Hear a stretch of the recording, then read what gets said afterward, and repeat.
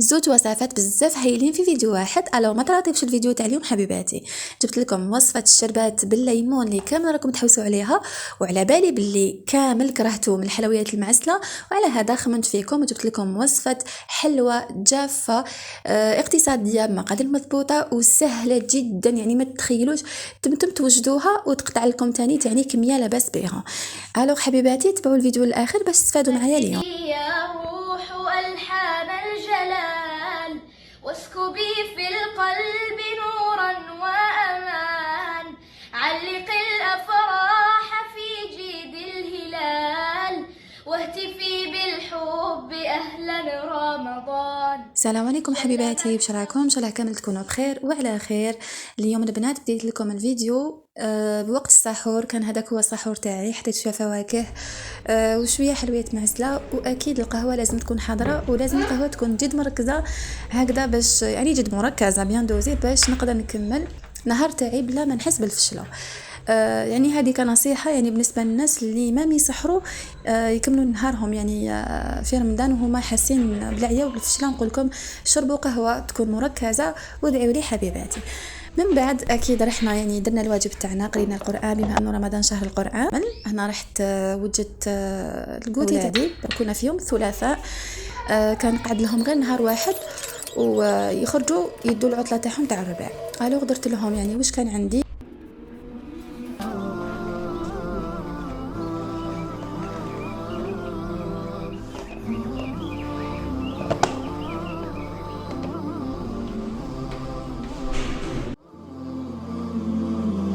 يا كتاب الله يا مؤنسي وملاذي يا دليلا فيه أدرك ما علي وما انا رحت نوجد معاكم شربات بالليمون. كما راكم تشوفوا المقادير، عندنا لتر تاع الماء، كاس تاع سكر، علبه ياغورت بذوق الليمون، وحبه قارص. اول حاجه رحت رابيت هذيك حبه الليمون، يعني رابيتها بلا ما نلحق للون الابيض هكذا باش الشربات تاعكم ما يجيكم شمر. من بعد حطيت قشور الليمون، ضفت كاس سكر وعلبة ياغورت. من بعد جزت هنا عصرت الحبة تاع الليمون كامل تاعي، هي نورمالمون تجيكم نصف كأس هكذا باش الذوق يكون موزون.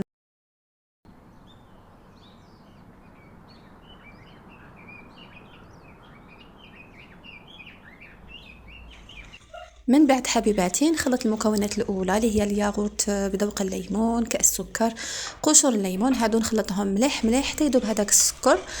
بعدها نضيف عصير الليمون، كما قلت لكم لازم يكون عندي نصف كأس من عصير الليمون، نخلط ايضا. ثم في الاخر نضيف لتر من الماء، ايضا نخلط بشكل جيد.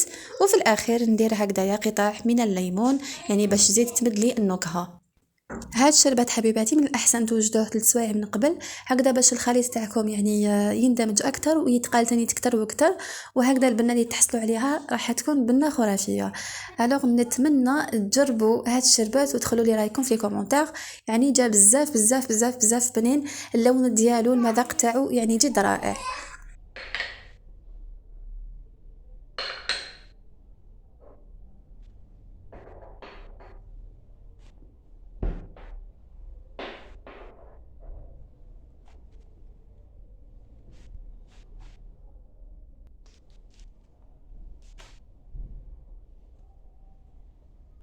وبالنسبة للحلوى الجافة هنا استخدمت مقادير كما راكم تشوفوا، يعني مقادير قليلة. هنا عندنا أول حاجة نحطوا 125 غرام مارغارين، تكون من الأفضل ذائبة وباردة، يعني نخلوها حتى تبرد باش نستعملوها. أنا هنا لضيق الوقت استعملتها هكذا يعني بحرارة المطبخ، وزدت عليهم 2 كيسان تاع الشاي زيت و2 كيسان سكر عادي، هادو نخلطهم مليح مليح. من بعد البنات نضيف 2 صفار بيض ونضيف لافاني، نخلط مليح، ونزيد نضيف 2 اكياس خميره الحلويات. في الاخير نضيف الفرينه، والعجينه اكيد راح تجيكم عجينه تكون طريه ما تلاصقش في الايدي.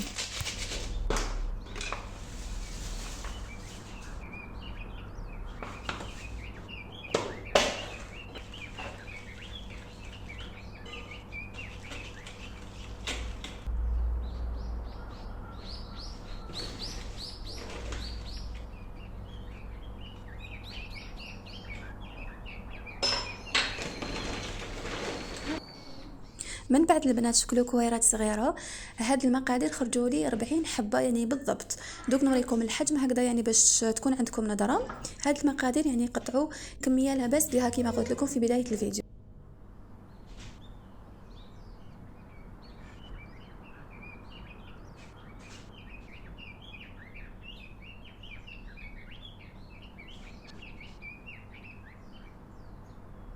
كي تكملوا تشكلوا كامل الكويرات تستفوهم في صينيه، واكيد لازم تبعدوا فيما بيناتهم باش ما يلصقوش.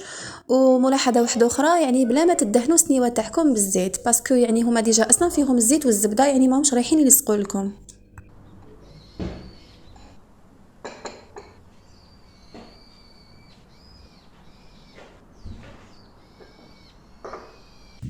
وهنايا بعد ما يطيبوا لكم تروحوا تزينوهم. بالنسبه للتزيين تاعهم يعني خذوا زوج ليبول ولا زوج باصه تاع شوربه، ولا المهم واحد فيهم ديروا فيه السكر والاخر ديروا فيه الماء والملون الغذائي الاحمر. انا يعني درت في الاول يعني كميه قليله تاع الماء، ضفت لها الكيس الاول. دوك تشوفوا معايا حبيباتي. ومن بعد جربت الحبه هذيك الاولى اللي سيتها ما خرجتليش يعني باللون اللي كنت حاباته انا، وعلى هذا زدت ضفت ثاني كيس واحد اخر واللون بزاف جا شباب يعني دوك تشوفوه.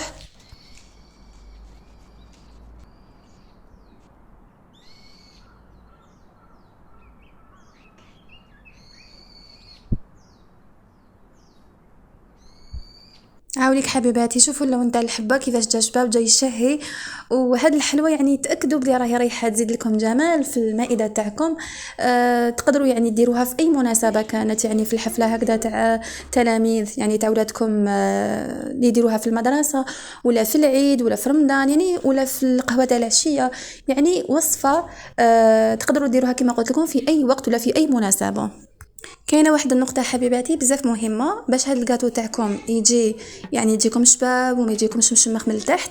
لازم كي تغمسوا يعني الحبيبات تاعكم في هذاك الملون الاحمر، يعني في هذاك الخليط تاع الماء والملون الاحمر، خلوا الحبات تاعكم يقطروا في الكسكاس ولا في الكرياج باش هكذا يعني ما يجوكمش مشمخين كما قلت لكم.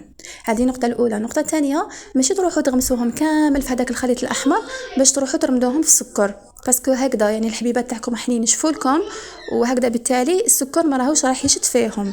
تسمع نتوما واش ديروا؟ خدموا 5 حبات حتى ل6، يعني حطوا حبه ثانيه ثالثه رابعه خامسه سادسه في الكسكاس. كي تكملوا الاخرانيه هذيك عاودوا ولوا للاولى، رمدوها في السكر ثاني الاولى ثانيه ثالثه حتى تكملوهم كامل، وزيدوا كملوا يعني بنفس المنوال حتى تكملوا الحبات تاعكم تاع الحلوه. ان شاء الله تكونوا فهمتوني حبيباتي.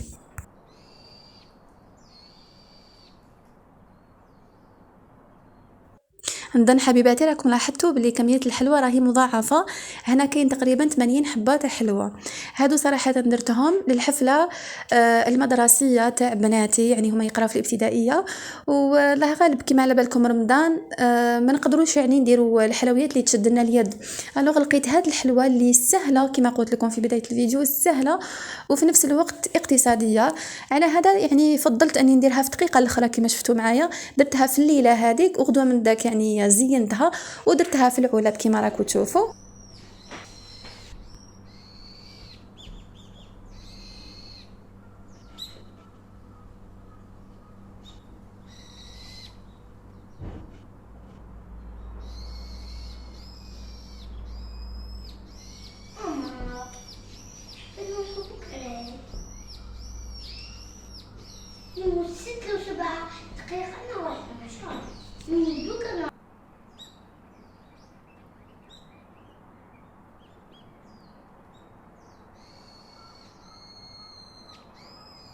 كان هذا هو الفيديو تاع اليوم. ان شاء الله تكونوا استفدتوا معايا، ان شاء الله يكون عجبكم الفيديو تاع اليوم.